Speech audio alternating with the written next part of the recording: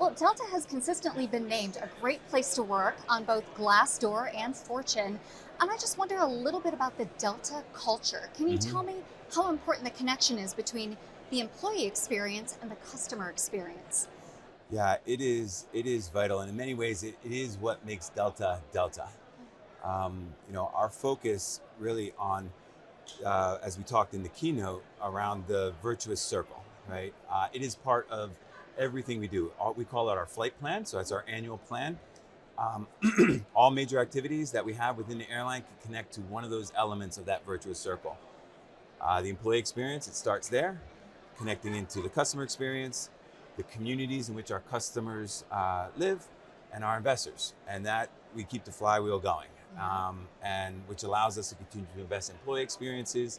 And ultimately, we want to create within the hearts of our employees a desire to bring discretionary effort to create moments that delight our customers. Yeah. And so that's really that connection there between the CX and EX worlds.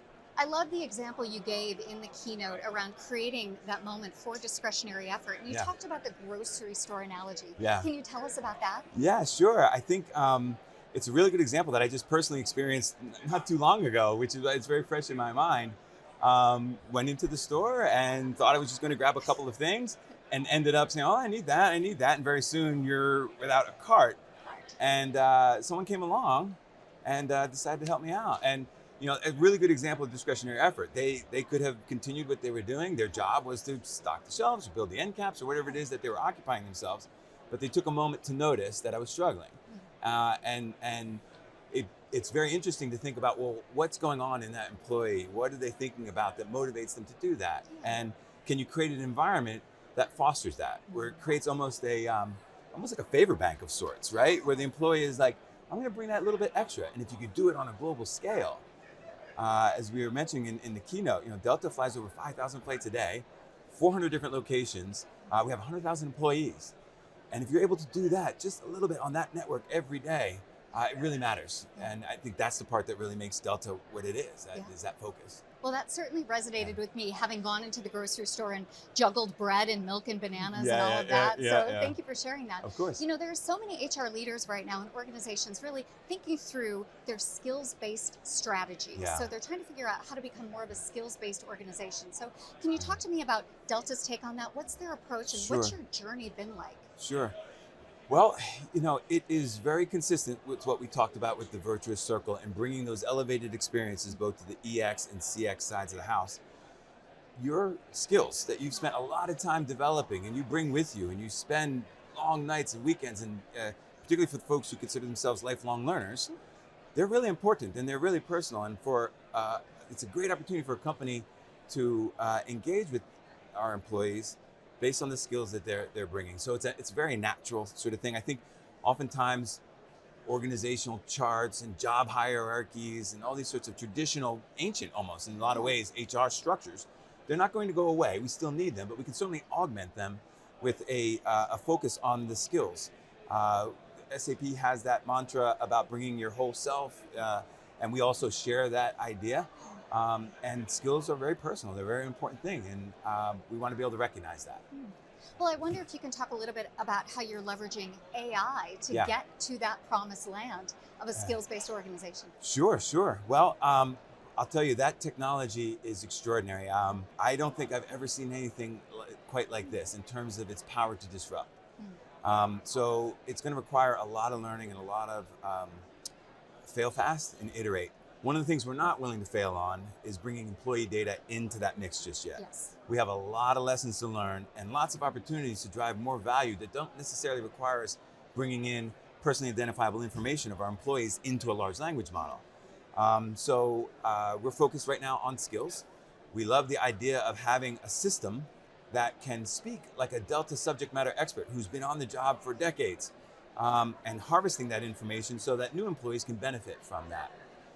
So that's going to be our first attempt. We're going to be building this large language model using technologies like vector databases and embedding modules to build a system that talks like a Delta subject matter expert. So with all the technology and evolution that's happening right now, it's kind of hard to keep up with it sometimes. Yeah. There's a lot of different patterns that are emerging. So we're just being very thoughtful about it. We're developing alignment within the organization so people really understand what we're doing and what we're not doing with it. And all of that takes time. So, Well, you've been on this journey for a minute now, let's yeah, say, yeah, and I wonder if you have any advice for HR leaders at other organizations who are beginning this journey and are passionate about a skills-based organization yeah, and passionate about AI, but they are maybe curious as to where to get started. What do you sure. think? Well, I think what's really fascinating, what we've learned so far, there may be this perception that you're going to turn on a light switch somewhere, and then some Monday morning you will be a skills-based organization. There are many, many opportunities to evolve towards that. Things like customer candidate relationship management, for example, implementing a candidate relationship management capability and organizing it by skills, as opposed to what a lot of companies do traditionally. They'll organize by a business division or those Yeah. sorts of traditional hierarchies and structures. I think when it comes to the generative piece, don't underestimate the amount of training data, training protocols, model selection. There's really an opportunity to do your homework and really study up on some of those things. And if you don't have those folks, look for them. They can certainly help a great deal.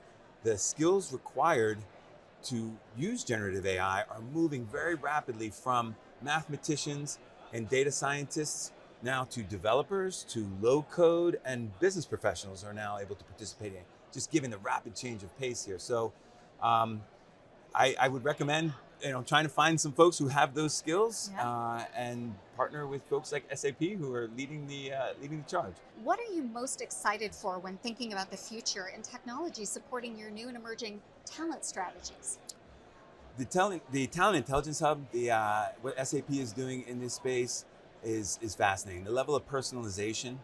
We talked earlier about the idea that your skills are a very personal thing. You build them, you bring them with you, and the fact that SAP is delivering technology that allows, for example, with the growth portfolio, for you to begin to collect those skills, develop, hone those skills, advertise that you have those skills, look in other parts of the organization that may have a need. Delta, with our various business divisions, it's a large company. Sometimes our employees may not be aware that there are career opportunities in other areas. They may not even have thought to pursue it. But meanwhile, those skills are highly transferable. So those kinds of technologies that allow us to unleash the potential of our workforce and mine those skills and allow employees to feel proud about what they've done and how they've developed them and align them with their careers, that's really, really exciting stuff. As an HR professional, that's the thing that really keeps us motivated. Yeah, I love that you're excited about igniting the potential within your organization, and it was just my pleasure to speak with you today. absolutely. Thanks again for being a guest with us. Of course, I enjoyed it very much.